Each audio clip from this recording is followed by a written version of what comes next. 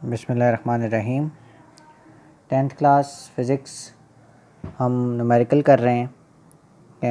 2.5 तक हमने न्यूमेरिकल कर लिए थे। 2.7 जो है वो आपका न्यूमेरिकल ये कहता है कि नबीला यूज़ेस अ कनकेव मिरर। नबीला साहिबा हैं एक जो कि कनकेव मिरर इस्तेमाल कर रही हैं while when doing her makeup. अपना मेकअप कर रही हैं और कौन सा मिरर इस्तेमाल कर रही हैं? कनकेव मिरर इस्तेमाल कर रही हैं। The mirror has a radius of curvature of 38 centimetre. Radius of curvature समझने के लिए ये देखिए, एक आईना जो होता है कनकेव मिरर, आप सपोज कर लीजिए जिसको जैसे स्फेरिकल मिरर जी हमने कहते हैं ना। स्फेरिकल मिरर का मतलब क्या है? गोल मिरर हो। उसका जो एक साइड अगर हम लें यानी कि उसकी एक बाउंड्री लें तो बाउंड्री से लेकर सेंटर ऑफ कर्वेचर उसका यानी सेंटर ऑफ कर्वेचर उसका सेंटर होता है, वहाँ से लेकर बाउंड्री तक का डिस्टेंस उसका क्या होगा? Radius of curvature. तो रेडियस ऑफ कर्वेचर का जो हाफ होता है ना वो फोकल लेंथ होती है basically.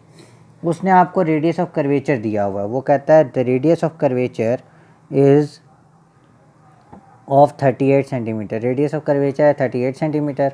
What is the focal length of the mirror? इसकी फोकल लेंथ क्या होगी मिरर की? Nabila is located 50 centimetre from the mirror. और नबीला साहिबा जो है ना वो 50 सेंटीमीटर दूर खड़ी हुई हैं मिरर से, यानी कि ये ऑब्जेक्ट डिस्टेंस है। नबीला बज़ाते ख़ुद ही ऑब्जेक्ट है, इसलिए उस जो उसका डिस्टेंस है मिरर से वही उसका ऑब्जेक्ट डिस्टेंस है। Where will be her image appear? कहाँ पर उसकी इमेज बनेगी? और यानी कि इमेज डिस्टेंस फाइंड करना है। Will the image B upright और इन्वर्टेड? आप ये बताइए कि इमेज जो है वो सीधी बनेगी या उल्टी बनेगी। अब देखिए यहाँ पर क्योंकि हमने कौन सा मिरर इस्तेमाल कर रहे हैं? कनकेव मिरर इस्तेमाल कर रहे हैं, तो इस कनकेव मिरर में Q की वैल्यू भी पॉजिटिव होती है, F की वैल्यू भी पॉजिटिव होती है। साइन एडजस्टमेंट होती है वो उसमें देख लीजिए कि कनकेव मिरर में Q भी पॉजिटिव होता है, F भी पॉजिटिव होता है और P भी पॉजिटिव ही होता है।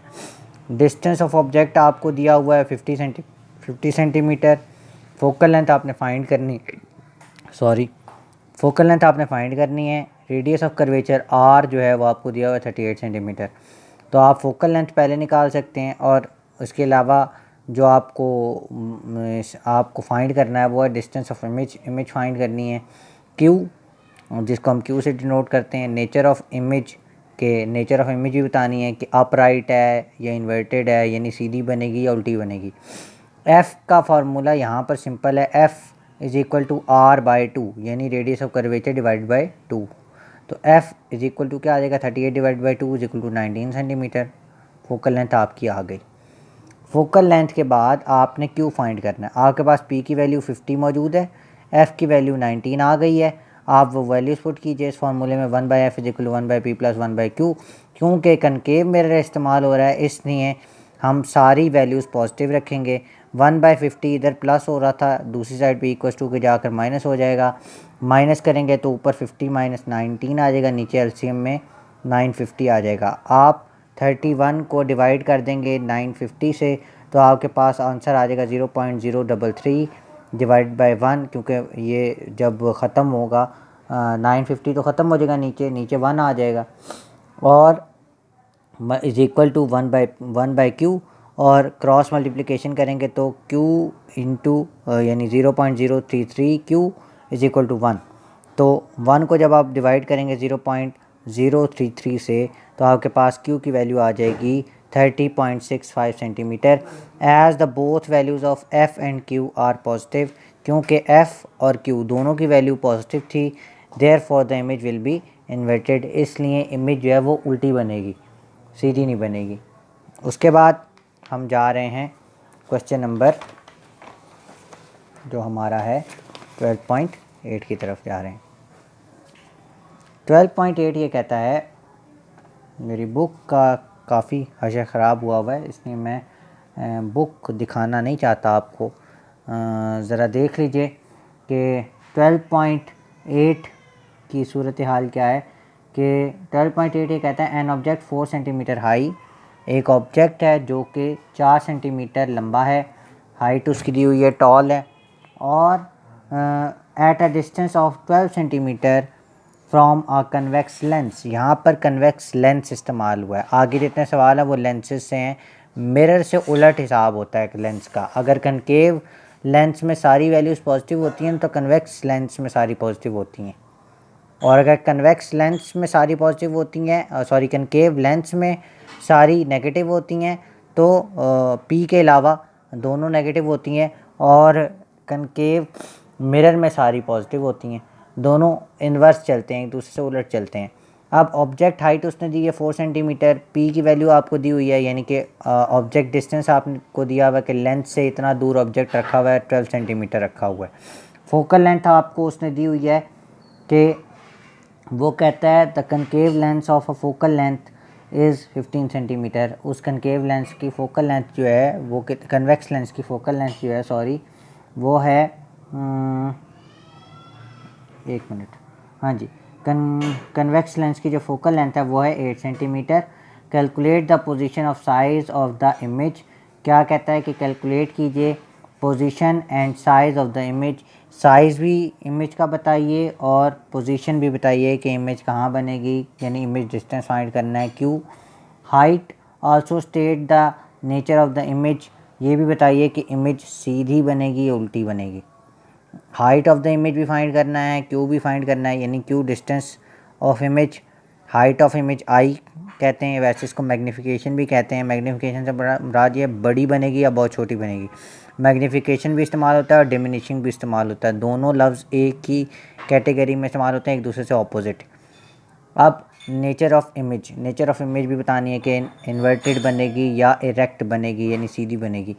अब सबसे पहले तो आप क्या करें कि सबसे पहले तो क्यू निकाल लें आसानी से। 1/f is equal to 1/q plus 1/p plus 1/q। 1/q plus 1/p करें तब भी कोई मसला नहीं है, प्लस ही हो रहा है।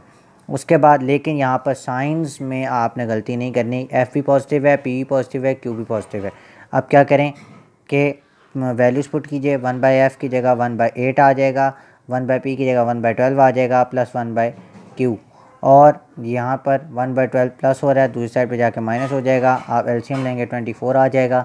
ऊपर 3 माइनस 2, तो 3 में से 2 माइनस हो गए तो ऊपर 1 आ गया। 1/24 इज इक्वल टू 1/q, और आप क्रॉस मल्टीप्लिकेशन करेंगे तो q is equal to 24 centimetre. तो यहाँ पर सेंटीमीटर में लिखना भूल गया हूँ, तो आप यहाँ पर सेंटीमीटर लिख लेंगे। q की वैल्यू क्या आ जाएगी 24 सेंटीमीटर। उसके बाद magnification m is equal to I over O is equal to Q by P. Magnification find करनी है हमने, तो I over O is equal to Q by P. I over 4 O के यानी ऑब्जेक्ट हाइट आपको दी हुई थी 4 सेंटीमीटर, तो हमने यहाँ पर क्या लगा दिया, I/4 is equal to 24/12। Q की वैल्यू 24 है, पी की वैल्यू 12 है। उसके बाद हम क्या करेंगे कि ये 4 इधर डिवाइड हो रहा है, दूसरी साइड पे जाके मल्टीप्लाई हो जाएगा। मैंने 24/12 इंटू 4 कर लिया, तो जब कैंसिलेशन करेंगे 12 1 ज़ा 12, 12 2 ज़ा 24 हो जाता है। मैं इस तरह भी कैंसिलेशन कर सकता हूँ। मैंने वैसे कैसे की है कि 4 1 ज़ा 4, 4 3 ज़ा 12, 3 1 ज़ा 3, 3 8 ज़ा 24।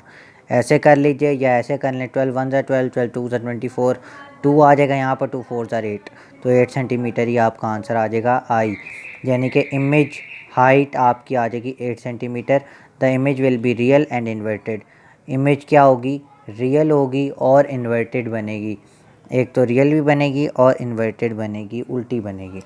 उसके बाद नेक्स्ट 12.9 ये कहता है, देखिए मेरी बुक का हशर नशर हुआ है, तकरीबन किसी ख़राब बच्चे के पास थी। 12.9 में कहता है an object 10 centimetre high.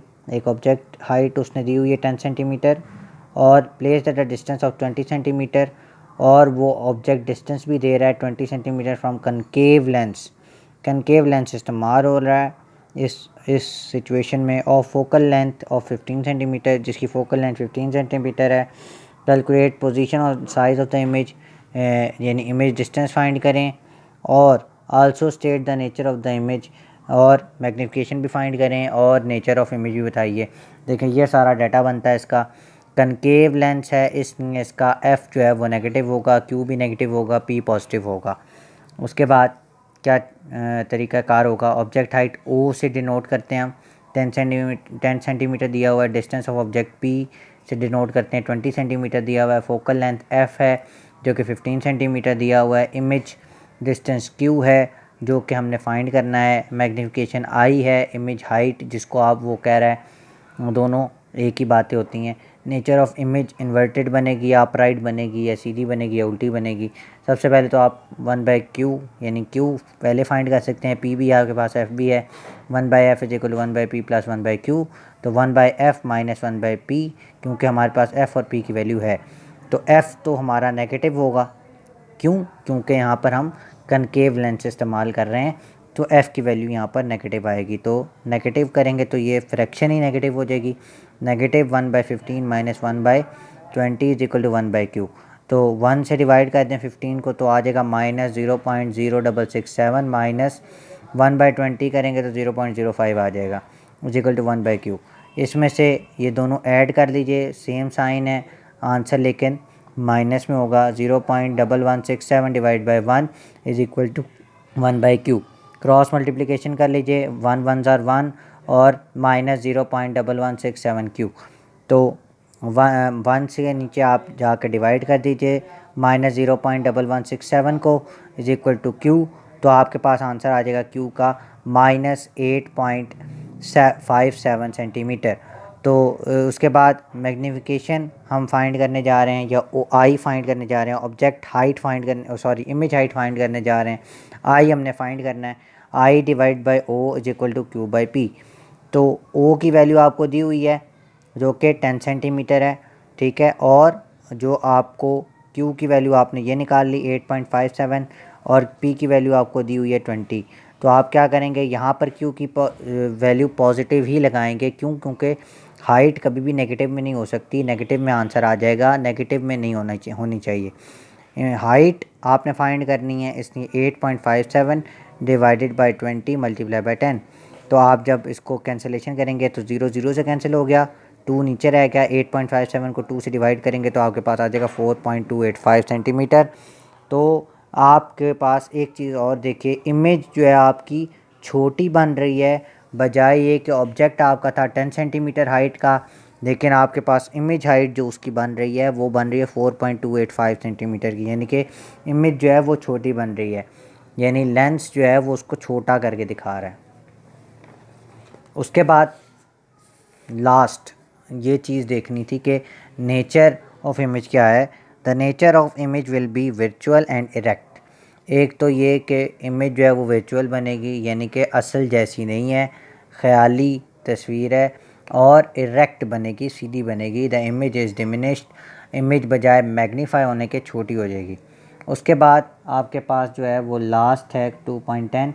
Convex lens of focal length 6 centimetre. एक कन्वेक्स लेंस है वो इस्तेमाल हो रहा है और 6 सेंटीमीटर उसकी फोकल लेंथ है। To be used to form a virtual image 3 times the size of the object. Virtual image बनाने के लिए इस्तेमाल हो रहा है। दूसरी बात ये कि जाहिर सी बात है, ये जो हमारा कन्वेक्स लेंस है ना, ये वर्चुअल इमेज भी बनाता है, रियल इमेज भी बनाता है।